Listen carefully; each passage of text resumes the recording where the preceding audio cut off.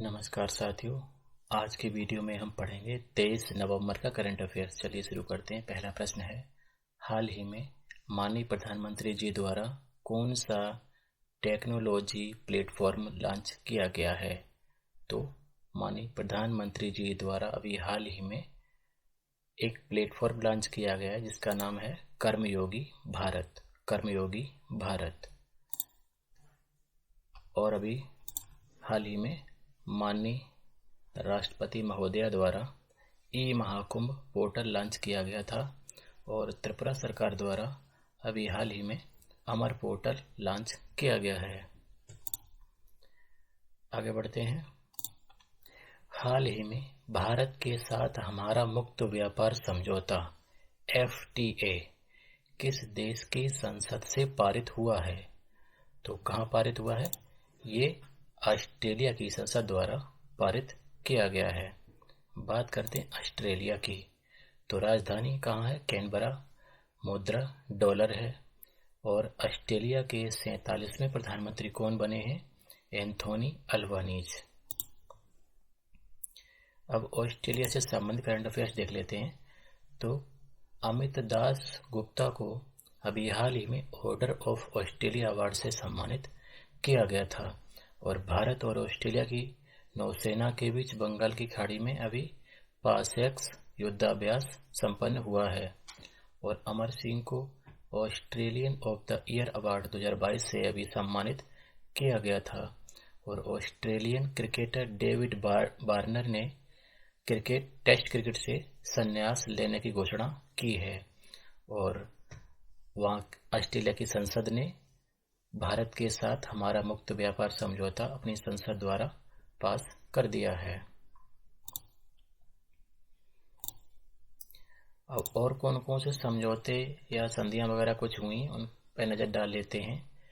तो उपराष्ट्रपति महोदय श्री जगदीप धनखड़ और कंबोडिया के प्रधानमंत्री हुन सेन ने संस्कृति, वन्य जीवन और स्वास्थ्य के क्षेत्रों में 4 समझौता ज्ञापनों पर अभी हाल ही में हस्ताक्षर किए थे।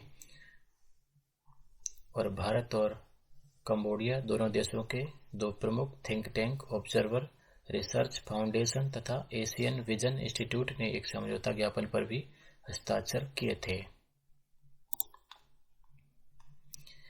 आगे बढ़ते हैं। ग्लोबल इन्वेस्टर्स समिट 2023 का आयोजन कहाँ किया जाएगा? तो इसका आयोजन किया जाएगा उत्तर प्रदेश की राजधानी लखनऊ में। और ये 10 से 12 फरवरी 2023 के बीच आयोजित किया जाएगा। बात करते हैं उत्तर प्रदेश की। तो राजधानी लखनऊ, मुख्यमंत्री श्री योगी आदित्यनाथ, राज्यपाल श्रीमती आनंदीबेन पटेल।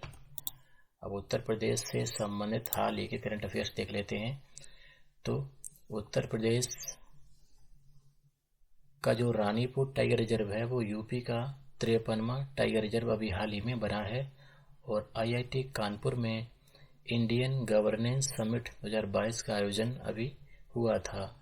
और लखनऊ में इनोरेल प्रदर्शनी का आयोजन हुआ था। और यूपी के बलिया जिले की नया सिंह को महात्मा गांधी विश्व शांति पुरस्कार मिला था।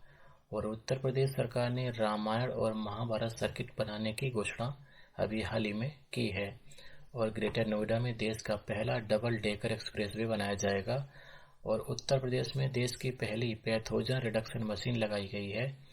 और यूपी 2023 में खेलो इंडिया यूनिवर्सिटी गेम्स की मेजबानी भी करेगा।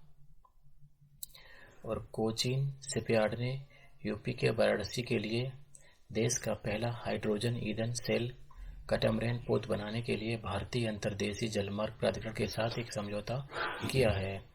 अंडा एवं कुक्कुट मांस उत्पादन बढ़ाने की योजना के तहत उत्तर प्रदेश सरकार ने कुक्कुट विकास के लिए वर्तमान वित्तीय वर्ष में 2503.33 लाख रुपए की धनराशि अभी हाल ही में स्वीकृत की है।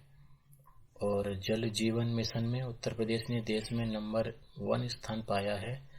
ग्रामीण क्षेत्रों में हर घर नल कनेक्शन देने में शाहजहांपुर देश में नंबर 1 पर रहा है। और यूपी का बुलंदशहर दूसरे और तीसरे स्थान पर बरेली रहा है। और 10 से 12 फरवरी 2023 को उत्तर प्रदेश की राजधानी लखनऊ में ग्लोबल इन्वेस्टर्स समिट का आयोजन किया जाएगा। और ग्रेटर नोएडा में भारत का पहला हाइपर स्केल डेटा सेंटर, इसका नाम योटा D1 स्थापित किया जाएगा। और भारतीय कृषि अनुसंधान संस्थान द्वारा चावल की 2 नई किस्मों का परीक्षण यूपी में अभी हाल ही में किया गया था। उन किस्मों के नाम है पूसा नरेंद्र काला नमक 1638 और पूसा नरेंद्र काला नमक 1652।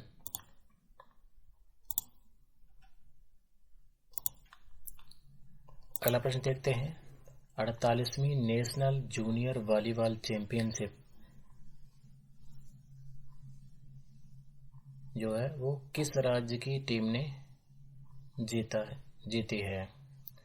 तो इस चैंपियनशिप में स्वर्ण पदक जीतने वाली जो टीम है वो कौन सी है? हरियाणा की है। तो हरियाणा की टीम ने राजस्थान को 3-0 से 48वीं नेशनल जूनियर वॉलीबॉल चैंपियनशिप के फाइनल मुकाबले में पराजित कर प्रतियोगिता के स्वर्ण पदक पर अपना अधिकार कर लिया है। किस बैंक ने हाल ही में ASPL और उसकी सहायक कंपनी AFPL के साथ साझेदारी की है? तो किसने की है? बैंक ऑफ बड़ौदा ने की है। RM सॉल्यूशंस प्राइवेट लिमिटेड, जिसको शॉर्ट में ASPL, और उसकी सहायक company RM finance private limited AFPL के साथ बैंक ऑफ बड़ौदा ने उनके MSME क्षेत्र के ग्राहकों को रूफटॉप सौर ऊर्जा परियोजना के लिए कर्ज सुविधाएं देने का गठबंधन किया है। हाल ही में किसने खादी एवं ग्रामोद्योग आयोग के मुख्य कार्यकारी अधिकारी यानी CEO के रूप में कार्यभार संभाला है? तो उनका नाम है विनीत कुमार। विनीत कुमार जो है वो भारतीय रेल इलेक्ट्रिक इंजीनियर सेवा के 1993 बैच के अधिकारी हैं, जिन्होंने हाल ही में खादी एवं ग्रामोद्योग आयोग के मुख्य कार्यकारी अधिकारी के रूप में कार्यभार संभाला है। और अभी गौरव द्विवेदी प्रसार भारती के नए CEO हाल ही में बने हैं। किस राज्य की क्रिकेट बधिर टीम ने T20 राष्ट्रीय चैंपियनशिप 2022 ट्रॉफी जीती है? तो कहाँ की टीम है? ये हरियाणा की बधिर क्रिकेट टीम है, जिन्होंने ये T20 राष्ट्रीय चैंपियनशिप ट्रॉफी जीती है। बात करते हैं हरियाणा की, तो राजधानी चंडीगढ़ है। वर्तमान मुख्यमंत्री श्री मनोहर लाल खट्टर हैं। राज्यपाल श्री बंडारू दत्तात्रेय हैं। हरियाणा राज्य में विश्व का सबसे बड़ा सफारी पार्क बनाया जाएगा और वहां के मुख्यमंत्री ने उपहार पोर्टल और CM डैशबोर्ड अभी हाल ही में लॉन्च किया है। और हरियाणा सरकार ने पालतू कुत्तों का पंजीकरण अनिवार्य कर दिया है। और सामाजिक, आर्थिक और राजनीतिक न्याय में अभी हरियाणा सर्वश्रेष्ठ राज्य घोषित किया गया था। और पब्लिक अफेयर्स इंडेक्स में भी हरियाणा को शीर्ष स्थान मिला था। और फरीदाबाद में अमृता अस्पताल का उद्घाटन किया गया था। और India agri business best state award भी हरियाणा ने जीता है।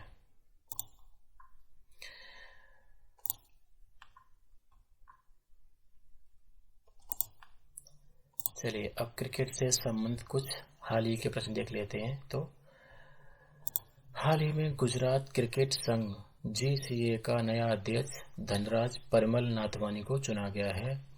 और ICC पुरुष T20 में शानदार प्रदर्शन के लिए इंग्लैंड के सैम करन को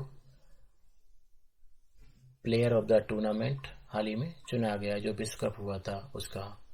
और वेस्ट इंडीज क्रिकेट टीम के खिलाड़ी कीरोन पोलार्ड ने IPL से संन्यास लेने की घोषणा अभी हाल ही में की है। जल जीवन मिशन में किस भारतीय राज्य को प्रथम स्थान मिला है? तो किसे मिला है? उत्तर प्रदेश को मिला है। जल जीवन मिशन में उत्तर प्रदेश ने देश में प्रथम स्थान पाया है।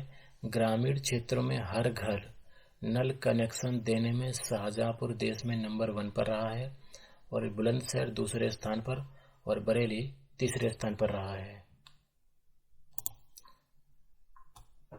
और कुछ और सूचकांक से संबंधित प्रश्न देखते हैं। तो जलवायु परिवर्तन प्रदर्शन सूचकांक 2023 में अपने देश भारत को अभी 8वां स्थान मिला है और शीर्ष स्थान जो है डेनमार्क ने प्राप्त किया है। आज का अंतिम प्रश्न, वर्ष 2022 का प्रतिष्ठित जेसीबी साहित्य पुरस्कार निम्नलिखित में से किस उपन्यासकार को प्रदान किया गया है? तो उन उपन्यासकार का नाम क्या है? खालिद जावेद। वर्ष 2022 का प्रतिष्ठित जेसीबी साहित्य पुरस्कार प्रख्यात उर्दू उपन्यासकार खालिद जावेद को प्रदान किया गया है और यह पुरस्कार जो है किसके लिए मिला है? द पैराडाइज ऑफ फूड के लिए प्रदान किया गया है। तो दोस्तों, ये थे आज के करंट अफेयर्स के महत्वपूर्ण प्रश्न। आज की इस वीडियो में इतना ही। कल फिर मिलते हैं, तब तक के लिए नमस्कार, जय हिंद, जय भारत।